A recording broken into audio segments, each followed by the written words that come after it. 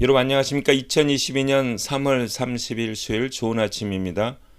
오늘 매일 한적 큐티 본문 말씀은 레기 16장 23절부터 34절까지입니다. 이제 마지막 16장의 결론 부분입니다. 말씀의 제목은 안식일 중에 안식일. 본문 말씀을 요약을 하면 속죄일 의식에 참여한 이들은 모두 자신을 정결하게 한 후 진영으로 돌아갑니다. 하나님은 이날을 안식일 중에 안식일, 큰 안식일로 영원히 지킬 규례로 정하십니다. 오늘 제가 묵상하는 큐티는 세 절입니다. 이게 16장 29절부터 31절이 결론 부분을 정확히 설명하고 있어서 어쩔 수 없이 세 절을 잡았습니다. 제가 읽겠습니다. 그리고 너희가 대대로 지켜야 할 규정은 이렇다. 7월 10일에는 아무 일도 하지 말고 자기를 살피면서 경건한 마음으로 보내야 한다. 이것은 이스라엘 사람뿐만 아니라 그들 가운데 사는 외국인들도 지켜야 할 규정이다. 이날은 속죄 의식을 베풀어 나 여호와 앞에서 너희 모든 죄를 씻어 너희를 정결하게 하는 날이며 또 너희가 쉬어야 할 거룩한 안식일이다. 그러므로 너희는 자기를 살피면서 경건하게 이 날을 보내야 한다. 너희는 이 규정을 대대로 지켜라입니다. 여기 16장 31절에 보면은 너희가 쉬어야 할 거룩한 안식일이다 이랬습니다. 근데 여기 보면은 7월 10일이거든요. 안식일은 여러분 여기 우리가 잠깐 착각할 때가 있는데 유대인의 원래는 음력입니다. 음력. 그리고 유대인들은 1, 2, 3, 4로 안 해요. 창세기 1장 기억하시죠? 첫째 날, 둘째 날, 셋째 날 이렇게 나옵니다. 안식일은 일곱째 날이죠. 그러니까 7일, 7, 14, 14일, 28일. 이게 이제 매달 안식일이죠. 그렇죠? 예. 그런데 여긴 10일이거든요. 열 번째예요. 그럼 이건 수요일입니다. 그래서 유대인들이 이제 그 7일, 7번 이렇게 이제 다 정하는데 이 수요일 날인 이 대속죄일이 하나의 안식일이에요. 그래서 그를 여기를 안식일 중에 안식일이라 그래요. 큰 안식일이라 그래요. 그래서 안식일이 1년에 만약에 7일씩 하면은 52번인데 유대인들은 한 번 더 하는 거죠. 수요일 날 일어나는 이 속죄일이 안식일로 지정되기 때문에 그만큼 속죄일이 중요한 겁니다. 제가 이제 이 사진을 이게 이제 드론으로 찍은 사진인데 예루살렘에서 그 속죄일 날 그 사진을 찍은 겁니다. 공중에서 사진을 찍었는데 보이시는지 모르겠는데 거리에 차가 아무도 안 다닙니다. 완전히 이날은 현대인들이 물론 안식일이지만 뭐 차도 다닐 수 있지 않습니까? 근데 진짜 대속일 때는 현대 유대인들도 집에서 이렇게 쉬고 있는 이제 막 통곡하고 회개하는 시간을 갖는 그날입니다. 그래서 거리에 아무도 안 다녀요. 우리가 이 속죄일을 대속죄일로 붙인 게 뭐냐면 그 속죄제 때문에 그렇거든요. 근데 이 속죄일이 왜 중요한지만 오늘 잠깐 마지막 결론 부분으로 설명을 하겠습니다. 여러분 우리가 5대 제사 중에서 번제, 소제, 화목제 이게 한 세트에 이게 묶음이거든요. 이거는 자원제입니다. 무슨 말이냐면 번제 드리는 거, 화목제 드리는 거, 소제 드리는 거는 자원에서 드리는 거예요. 죄를 짓거나 남에게 손해를 끼치거나 성물에 손해를 끼칠 때 드리는 이제 속죄제, 속건제가 4개 나와요. 이거는 사실은 의무제예요. 근데 문제는 뭐냐면 거기에 조건이 있어요. 그걸 했다가 나중에 깨달았을 때, 그러니까 의도 없이 했다가 깨달았을 때 이게 속죄제, 속건제의 조건이에요.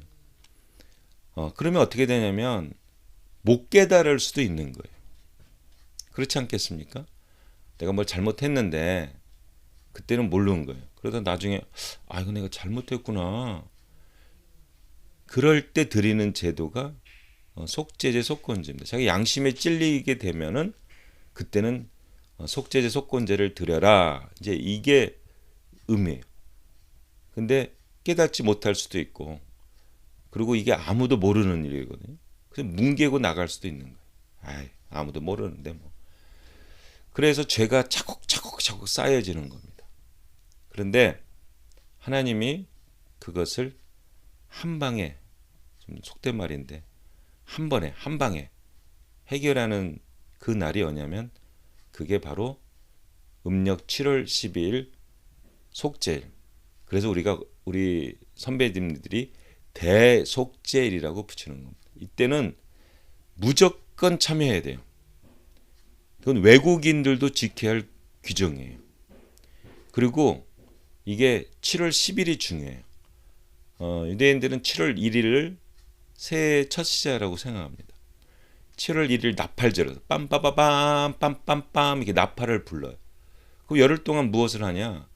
정숙의 기간을 갖는 거죠. 실제적으로 속죄일 일주일 전, 그러니까 7월 3일부터 7월 10일까지 대제사장은 아주 거룩하게, 심지어 그 전날에는 잠도 안 자고, 그러니까 7월 1일부터 10일은 마음을 정하게 하고 대속죄일 날 회개를 다 하는 거예요. 그 전부터. 그러니까 마음을 정하게 해서 회개 제목 찾고 해서 속죄일 날 다 씻음을 받는 겁니다.